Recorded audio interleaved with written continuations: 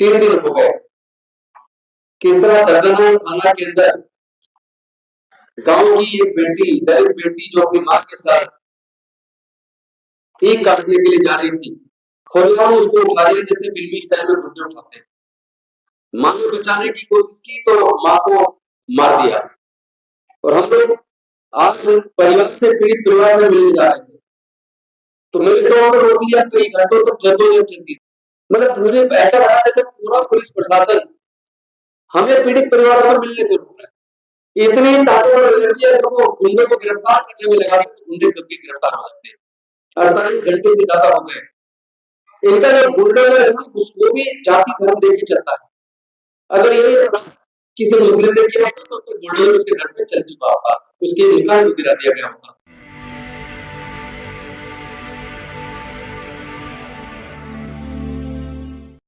कह रहे कि पुराना गौरव याद दिलाएगा। एक उनमें से ही ठाकुर का जन्मदिन था, उसको 2.5 करोड़ का घोड़ा उनको गिफ्ट किया है। और खुलेआम आए दिन पूरे दिवस के अंदर जिस तरह वंचितों का, बहन बेटियों की इज्जत लूटी जा रही है, कत्लेआम किया जा रहा है, और फिर उनके धर्म के आधार पर, जाति के आधार पर, खासतौर पर अनुसूचित जाति, जनजाति, पिछड़े वर्ग और माइनॉरिटी के लोगों को टारगेट किया जा रहा है।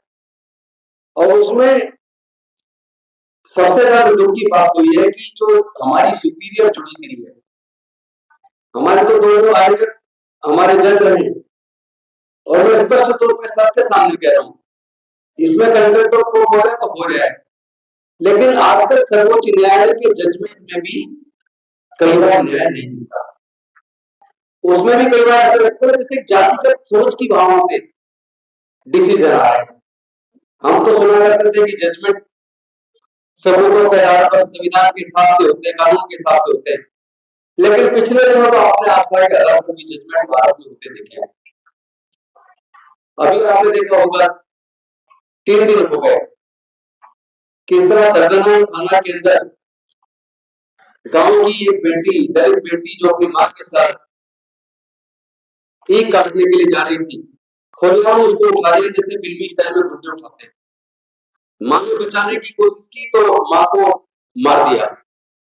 और हम लोग आज परिवार से पीड़ित परिवार में मिलने जा रहे थे, तो मेरे को रोक लिया। कई घंटों तक जद्दोजहद चलती, मतलब पूरे ऐसा लगा जैसे पूरा पुलिस प्रशासन हमें पीड़ित परिवारों पर मिलने से रोक रहा है। इतनी ताकतवर एनर्जी अगर वो गुंडे को गिरफ्तार करने में लगाते तो गुंडे कब के गिरफ्तार हो जाते। 48 घंटे से ज्यादा हो गए। इनका जो बुलडोजर है ना, उसको भी जाति धर्म देके चलता है। अगर ये किसी मुस्लिम ने किया होता तो बुलडोजर उसके घर पे चल चुका होता, उसके निकाल भी गिरा दिया गया होता। ये अपराध अगर किसी दलित ने किया होता तो उसके घर पे अब तक बुलडोजर चल जाता, लेकिन चूंकि वो ठाकुर जाति के लोग हैं और मुख्यमंत्री ठाकुर, तो जाति का जो व्यक्तित्व है, जो पुलिस को कार्रवाई करनी चाहिए, गुंडों को पकड़ने पर ताकत लगानी चाहिए, गुंडों को पकड़ने पर ताकत लगाने की बजाय हमें पीड़ित परिवार से रोकने पर ताकत लगाई। 3 घंटे तक रस्साकशी चलती रही। और दुख की बात तो यह है कि जब देश का प्रधानमंत्री, देश का मुख्यमंत्री, देश का राष्ट्रपति, देश के अन्य मंत्री, एमपी, एमएलए, सुप्रीम कोर्ट के हाईकोर्ट के जजेस, जब हम लोग जज बनते हैं, एमएलए बनते हैं, एमपी बनते हैं, मंत्री बनते हैं, मुख्यमंत्री बनते हैं, राष्ट्रपति बनते हैं, प्रधानमंत्री बनते हैं, तो संविधान की शपथ लेते हैं। और संविधान की शपथ लेते वक्त हम कहते हैं कि बिना किसी राग द्वेष के, बिना भय के, निष्पक्ष रूप से सभी के साथ हम न्याय करेंगे। लेकिन ये हिंदू राष्ट्र का क्या मतलब है? कौन लोग है जो हिंदू राष्ट्र का नाम लगाते ढूंढ रहे? कौन लोग है जो खोले हम यही हिमाचल की धरती पर मुस्लिमों को, बौद्धों को, ईसाइयों को, सिखों को रहने नहीं देंगे? अभी हम तैयारी कर रहे सेना वाले, किसके खिलाफ सेना बना रहे? आप बौद्धों को नहीं रहने दोगे, आप सिखों को नहीं रहने दोगे, आप मुस्लिमों को नहीं रहने दोगे, ईसाइयों को नहीं रहने दोगे, आप दलितों को नहीं रहने दोगे। तो यह मनुस्मृति के आधार पर शासन चलाने की जो प्रक्रिया चली है, कहीं ना कहीं इसे पूरी तरीके से केंद्र की सरकार का संरक्षण है। और वो केंद्र की सरकार जिसने संविधान की शपथ दी थी, जो देश में, जिनके लिए नजर में पूरे देश के सभी जाति धर्म लोग बराबर होने चाहिए, जिनका दृष्टिकोण सभी धर्मों के प्रति एक समान होना चाहिए, लेकिन जब उनके हर चुनावी भाषण में हिंदू मुसलमान होता है, हर जगह उनके भाषण में नफरत दिखती है। कहीं को उमर खालिद सर्जिल इमाम को गोली देने से मना कर दिया।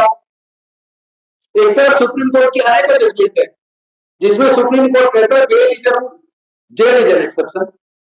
तो तुम्हारा ये खुद का दिया हुआ लैंड है, bail is a rule, jail is an exception. ये क्या जाति धर्म देख कर बदल जाता है? 5 साल से ज्यादा हो गए, अभी तक ट्रायल तक शुरू नहीं हो पाया। तो उन लोगों को अंदर रखने का मतलब क्या है? कोई आपको बरी करने को थोड़ी नहीं कह रहा है। अरे जब तो अधिकार है उनका, कब तक आप मतलब एनएसए के नाम पर कब तक अंदर रखोगे, यूएपीए के नाम पर कब तक अंदर रखोगे? आपके पास सफिशिएंट प्रूफ नहीं है, अभी तक चार्जशीट पर बिल से दाखिल नहीं हो पाए, और आप लोगों को बेल नहीं दे रहे हो। तो ये खुद का अपने आप कानून तोड़ रहे हो। एक तरफ एक पत्रकार को आपने रात को छुट्टी के लिए रात को 2 बजे जमानत दे दी, एक चुने हुए आदिवासी मुख्यमंत्री ने जब बेल लगाई तो कहा नहीं पहले हाईकोर्ट जाओ। जब आपने पत्रकार को सुप्रीम कोर्ट में जमानत दी थी तब कानून नहीं था। एक आदिवासी मुख्यमंत्री को जब आप जेल में डाल रहे हो, वो जमानत लगा रहे तो आप पहले हाईकोर्ट जाओ। तो सुप्रीम कोर्ट भी क्या कर रहा है? सुप्रीम कोर्ट अपनी जो समाज के नजर में जो इज्जत थी कोर्ट की, सुप्रीम कोर्ट है कोर्ट की, सुप्रीम कोर्ट खुद गरिमा दे रहा है, हाईकोर्ट गरिमा दे रही है। ऐसे ऐसे हालात में जो लोग हिंदू राष्ट्र बनाने की बात कर रहे हैं, उनसे कोई पूछे कि कर को इसी तरह सिख भी कहने लग जाएंगे, ईसाई भी कहने लग जाएंगे, दलित भी कहने लग जाएंगे, पिछड़े भी कहने लग जाएंगे, आदिवासी भी कहने लग जाएंगे। लेकिन क्या ये भाषा किसी और ने बोली होगी तो क्या उसके खिलाफ देशद्रोह का मुकदमा बनाकर जेल में डाल देंगे?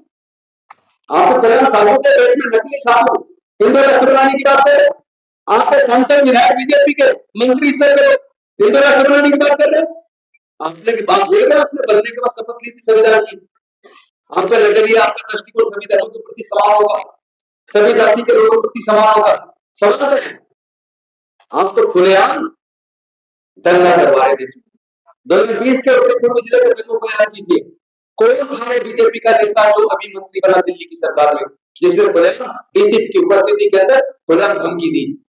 तो दंगा तो उन्होंने करवाया, दंगा करने वाले तो इनाम मिल गया, उनको मंत्री बना दिया। और जिन लोगों को जो इंटेलेक्चुअल है, अच्छे पढ़ने लिखे वाले बच्चे, आपने उन पे यूएपीए का मुकदमा लगा के जेल डाल दिया। अरे अगर उनके खिलाफ सफिशिएंट प्रूफ है और वास्तव में दंगे में शामिल है तो उनको सजा दीजिए। लेकिन अगर उनके खिलाफ आपके पास सफिशिएंट प्रूफ नहीं है, अगर वो काबिल नहीं तो उनको बरी कीजिए। और फिर केस चलता है, कम से कम जमानत तो दो। जितनी शर्तें लगानी है, कठोर से कठोर शर्तें आप जमानत में लगाइए, पर जमानत तो दो। खुद ही तो कह रहे हो bail is a rule, jail is an exception, तो खुद ही उस नियम को तोड़ रहे हो। पूरे भारत के लिए बेहद खतरनाक स्थिति है। मजदूरों को काम की गारंटी दी थी, हर काम को हर में काम और हर उसको रोजगार, मगर मजदूरों को काम के अधिकार की गारंटी एक तरह का फंडामेंटल राइट बना दिया।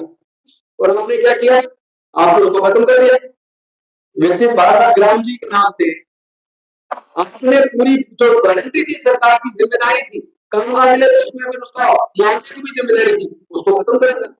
जो पंचायतों को मजबूत करने की बात थी, स्टेट को मजबूत करने की बात थी, सारी पावर के तरफ आते रही, तो गारंटी भी खत्म कर दी। आपने तो सारे सारे पीएसयू जो बने थे वो सारे बेच दिए, 4 क्लास इम्प्रूवमेंट आउटसोर्स कर दिया, 2 लाख से ज्यादा सरकारी स्कूल बंद हो गए, प्राइवेट इंस्टीट्यूट खुलते रहे। सरकारी engineering college, medical college, law college में भी आज की डेट में जो सरकारी कॉलेज में फीस है 20 से 30 लाख रुपया चाहिए एक बच्चे को सरकारी इंजीनियरिंग कॉलेज से, सरकारी मेडिकल कॉलेज से, सरकारी लॉ कॉलेज से लॉ कराने, 5 साल की लॉ की डिग्री या इंजीनियरिंग की डिग्री कराने के लिए। अब बताइए 99% एससी एसटी के लोग, 98% ओबीसी माइनॉरिटी के लोग, जिनके पूरे परिवार को 5,000 से 10,000 के बीच, 20,000 के बीच है, क्या वो 20-25,000 का खर्चा उठा सकते हैं? ऊपर से हिंदू राष्ट्र के नाम पे पूरे देश के लोगों को बेवकूफ बना रहे हो। अरे देश वो तरक्की का जहाँ शांति होती है। भारत विविधताओं का देश है। भारत में हर 25-30 किलोमीटर पर भाषा संस्कृति बदल जाती है। इतने विविधता हमारे देश में जाने को जाती है, अनेकों धर्म है। किस तरह भारत को 562 रियासतों को खत्म करके मजबूत संयुक्त राष्ट्र के रूप में, एक सशक्त राष्ट्र के रूप में तैयार किया था। लेकिन अब हमने अपने स्वतंत्रता सेनानियों, संविधान निर्माताओं के साथ धोखा किया आप हिंदू राष्ट्र के नाम पर पूरे देश को एक जंग में झोंक रहे हो, नफरत की आग पैदा कर रहे हो, कहीं धर्म के नाम पर, कहीं जाति के नाम पे। ये आग जब चलेगी, आज कभी ये नहीं देखती किस जाति का है, किस धर्म का है। जिधर की हवा होगी वो सारे घर अपने आगोश में ले लेगी, जल के राख हो जाएगा। आप लोग देश को जलाना चाहते हैं, हिंदू राष्ट्र के नाम पर लोगों की तरह एक एडवोकेट होने के नाते जब मैं टेररिज्म की डेफिनेशन पढ़ता हूँ, टेररिज्म का मतलब टेरर पैदा करना, आतंक पैदा करना, भय पैदा करना। जब कोई जय भीम बोला उसको पिटाई करके और उसको कहते हैं बोल जय श्री राम। जब किसी की आप टोपी उतार के दाढ़ी नोच के कहते बोल जय श्री राम, तो आपने तो राम को भी आतंक का पर्याय बना दिया। कितने गंदे लोग हो आप इस पूरे देश को नफरत की आग में झोंक रहे हो, पूरे देश को जला रहे हो। हिंदू राष्ट्र न कभी था, न है, न कभी बनेगा।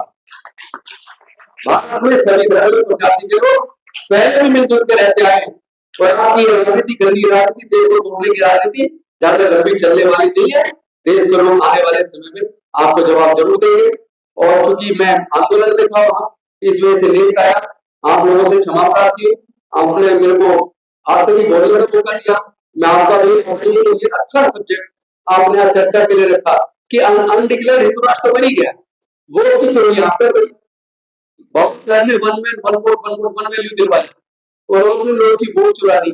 खुले लोगों को भरोसा नहीं है कि आप जिस ईवीएम पर वोट डालो, आपके आप लोग जिसको देना चाहिए जा भी नहीं है, नहीं जा रही, कहाँ जा रही है तो मशीन ना। अब मशीन भी प्रोग्रामिंग की जाती है, प्रोग्रामिंग क्या की गई है किसी को कुछ पता नहीं है। वो तो इलेक्शन कमीशन जाने, उसके आउटसोर्स जिनके पास सोर्स कोड होता है वो जाने क्यों ईवीएम मशीन के अंदर टाइमर लगाए, टाइम क्लॉक लगाए, टाइम के साथ चोरी करनी है।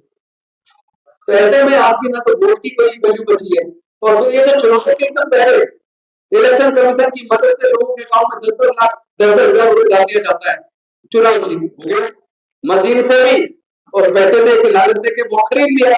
अब कह दिया पोर्टल बंद कर दिया, मतलब आपने इसका मतलब तो क्लियर हो गया ना, पोर्टल बंद कर दिया, अप्लाई नहीं कर सकती महिलाएं। इसके बाद आपने तो चुनाव जीतने के लिए किया था, और आपकी मदद किसने की? इलेक्शन कमीशन ने।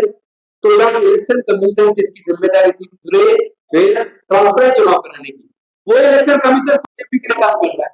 देश की सारी जांच एजेंसियां विपक्ष के खिलाफ लगा दी, देश का सारा मीडिया, वो जो पहले कभी सत्ता पक्ष से सवाल पूछता था, अब वो विपक्ष से सवाल कर रहा है, सत्ता पक्ष को सवाल ही नहीं करता, बल्कि सत्ता पक्ष के डिफेंस में सारे।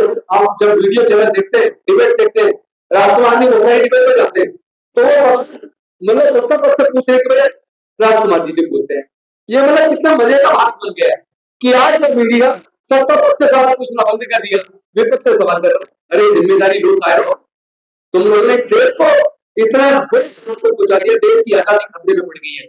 मैं अंत में बस इतना कहूंगा, क्योंकि आज के विषय से संबंधित है। डॉक्टर बाबासाहेब अम्बेडकर जी ने 25 नवंबर 1949 को संविधान सभा के सामने भाषण देते हुए दो मुख्य चिंताएं जाहिर की थी, और वो दो चिंताएं आज सामने आ गई है। एक चिंता ये थी, उन्होंने कहा था जिस दिन भारत के लोग भारत में धर्म को देश से ऊपर मान लेंगे, जिस दिन भारत के लोग धर्म को देश से ऊपर मान लेंगे, उस दिन भारत की आजादी खतरे में पड़ जाएगी। और दूसरी चिंता उन्होंने ये जाहिर की थी, जिस दिन भारत के लोग मूर्ति पूजा में अंधभक्त हो जाएंगे किसी नेता के प्रति, इस हद तक अंधभक्त हो जाए कि वो नेता उनके अधिकार छीनना शुरू कर दे, उनकी नौकरी छीनना शुरू कर दे, फिर भी वो उसकी भक्ति में लीन रहे, उस दिन भारत के लोग संविधान के दिए हुए अपने अधिकारों को खो देंगे और उनकी आजादी खत्म हो जाएगी। अम्बेडकर जी की 25 नवंबर 1949 को जो दो चिंताएं थी, आज वो सही साबित हुई। आज लोग खुद सत्ता में बैठे लोग धर्म को अधिकार बनाकर लोगों के अधिकार छीनने में लगे हैं। तो मैं कहना चाहता हूँ दोस्तों, जागो, अब इस देश की आजादी को बचाने के लिए और इस देश के वंचित वर्गों के अधिकार को बचाने के लिए हम सबको मिलकर एकजुट होकर लड़ाई लड़नी पड़ेगी। और पहली लड़ाई तो मनरेगा, जो इस देश में मजदूरों को, ग्रामीण क्षेत्र के मजदूरों को जो रोजगार की गारंटी दी थी, उनको इन्होंने केंद्र में राज्यों को जिम्मेदारी डाल के उस अधिकार को पूरी तरह खत्म कर दिया। इस लड़ाई को भी हमें आपको लड़ना पड़ेगा, देश के संविधान को बचाने की लड़ाई भी लड़नी पड़ेगी, और इस देश के लोगों के हक अधिकार की लड़ाई भी हमें आपको लड़नी पड़ेगी। आपने मुझे बोलने का मौका दिया, मैं आपका आभार व्यक्त करता हूँ। बहुत बहुत धन्यवाद। जय भीम, जय भारत, जय संविधान।